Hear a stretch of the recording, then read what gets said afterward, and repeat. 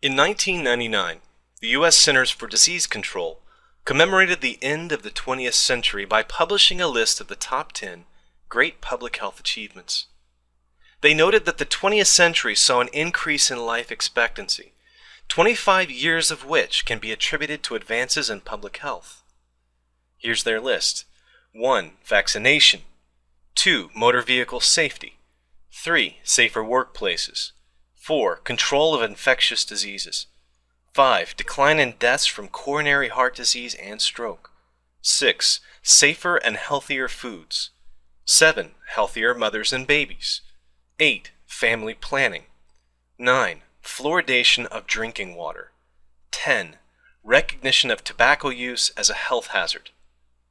I think we can all see that changes in our attitudes about smoking, childbirth, and family planning, safe workplaces, seat belts, and control of infectious disease by vaccination are adding years to our lives and life to our years. Many of these achievements are under attack by alt-med and other groups. Consider the anti-vaccine groups, the groups opposed to helmet laws, groups opposed to mosquito spraying, religious groups opposed to certain types of family planning and sexually transmitted disease prevention, people who deny the health risks of smoking, and, of course, people who oppose water fluoridation. Why is water fluoridation even on a list of the greatest public health achievements? Because in the last 65 years it has dramatically reduced tooth decay across all income levels, improving dental health for everyone in the community. As of 2008, roughly 70% of the tap water in the U.S. is fluoridated to a level of about 1 part fluoride for every 1 million parts water, compared to calcium, which is present at between 40 and 80 parts per million, and magnesium present at between 20 and 30 parts per million. While fluoride is not an essential nutrient, the right amount can greatly reduce risk of dental caries, aka cavities. It works by 3 mechanisms. 1. Promoting remineralization of eroded enamel, joining with calcium in bones and teeth or attracting it to the tooth surface. 2. Replacing the hydroxyapatite in enamel with fluoroapatite, which is more resistant to acids. 3. Inhibiting bacterial sugar metabolism. It works most effectively when the fluoride is found at a specific level in the saliva. This means that fluoridated toothpaste does not work in the same manner as fluoridated drinking water. Toothpaste or fluoride treatments can promote enamel strengthening, but they are ineffective at inhibiting bacterial acids and aren't as effective as fluoride in the saliva at remineralization. Did everyone catch that? Because it's something that I frequently see ignored. Fluoridated toothpaste and fluoridated drinking water are not substitutes for each other. Fluoride in your saliva has multiple actions, whereas a brief fluoride exposure from toothbrushing only has one. The best analogy I could think of is the difference between brushing and washing your hair and having it cut or styled. Both are important for keeping your hair looking good, but they aren't substitutes for each other. Also, crazy hippies sometimes skip both. Heck, I'm going to say this a third time. Fluoride in water and fluoride in toothpaste do not serve the exact same purpose, although they do have some functional overlap in that they both promote dental health. Why would anyone possibly oppose such a benevolent effort? It's not necessarily because they're stupid or crazy. There's a reasonable case to be made against water fluoridation. I think the arguments about mass medication and possible health risks are worth considering. However, I want to establish what the research supports. Is fluoridation effective? The overwhelming evidence from the research literature supports a very strong yes. In studies from around the world, the introduction of 0.5 to 1 part per million of fluoride reduces the rate of dental caries by 40 to 60%. This is not a small effect and passes the level of correlation to the well-supported causation. In certain areas of Europe where the water is naturally fluoridated, the dental disease rates are similar to community fluoridated areas. Here's an example paper from Australia.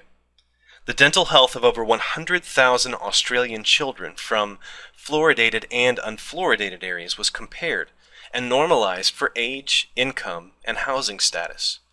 The low fluoride area children had about 30% more cavities than the matched children in optimally fluoridated areas. This matches results from around the world, where the effect is usually between 30 and 60%. This translates to 1/2 to 4.4 decayed, missing, or filled teeth per child. In these studies, notice that both populations of children have equal access to fluoridated toothpaste and dental care. The argument that modern toothpaste has eliminated the need for drinking water fluoridation is not well supported by these studies. Is fluoridation cost effective? Unquestionably. It costs less than $1 per person per year. There are two primary forms of fluoride that can be used. Sodium fluoride is a natural mineral that can be mined or refined from underground water reservoirs. Fluorosilicic acid is a byproduct of fertilizer manufacturing. However, once they're in solution, a fluoride ion is a fluoride ion. There's no chemical way to distinguish fluoride from the two forms. The other chemicals present in the solution may be different, but I'm not convinced that just because something is a byproduct of chemical manufacture, that necessarily makes it toxic. A common tactic of opponents of fluoridation is the fear and paranoia over chemical processing, but scientists respond to specific threats, not vague innuendo. Is fluoridation safe? At the right level, it's about as safe as we can measure. One of the challenges of treating people through drinking water is that we can't control how much they drink. We also can't pick and choose which people to exclude from treatment.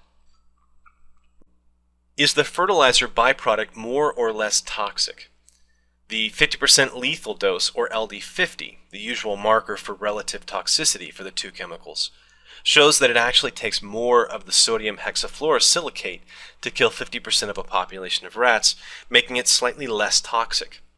The form of use is an ACS certified pure chemical, so there is no carryover of other chemicals associated with fertilizer synthesis. These LD50s put both forms of fluoride somewhere between nicotine and caffeine or aspirin in toxicity.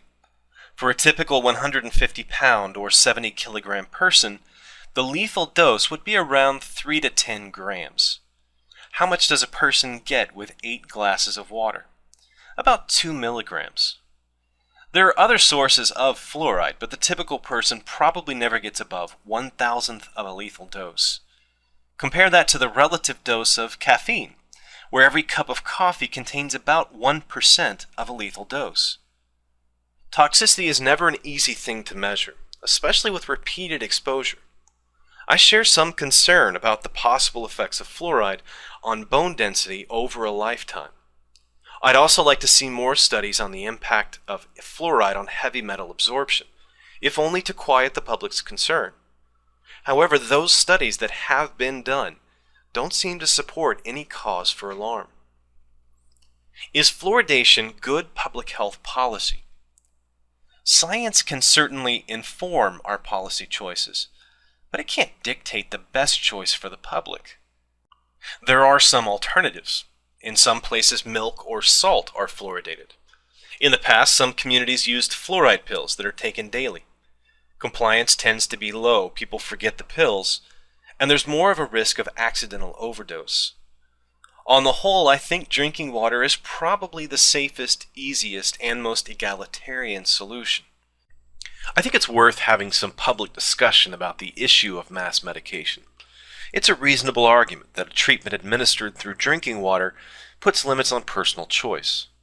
If we as a society deem those limitations too restrictive for the demonstrated benefits, I think a good case can be made. There is a counter-argument to this, and it's that naturally optimally fluoridated water already exists and provides health benefits, and we're simply compensating in low fluoride water areas, correcting a deficiency found in nature. Most of the opponents of fluoridation I've run into on the internet are reacting out of paranoia or fear, but not all of them. Some reasonable people have valid concerns, and I can't dismiss their perspectives out of hand. The best I can do is to correct the misinformation where it appears, and hope people are smart enough to apply critical thinking to what they read. Let me briefly address some of the most flagrant myths about fluoridation.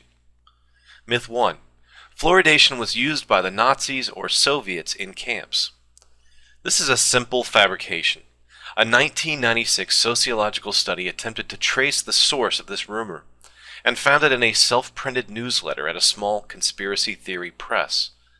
So far as I can tell, there are no scholarly accounts of fluoride being used on prisoners.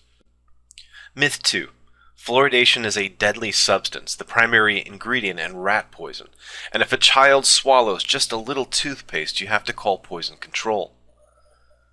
Actually, as a highly reactive halogen, fluorine is found in lots of poisons, acids, and useful chemicals.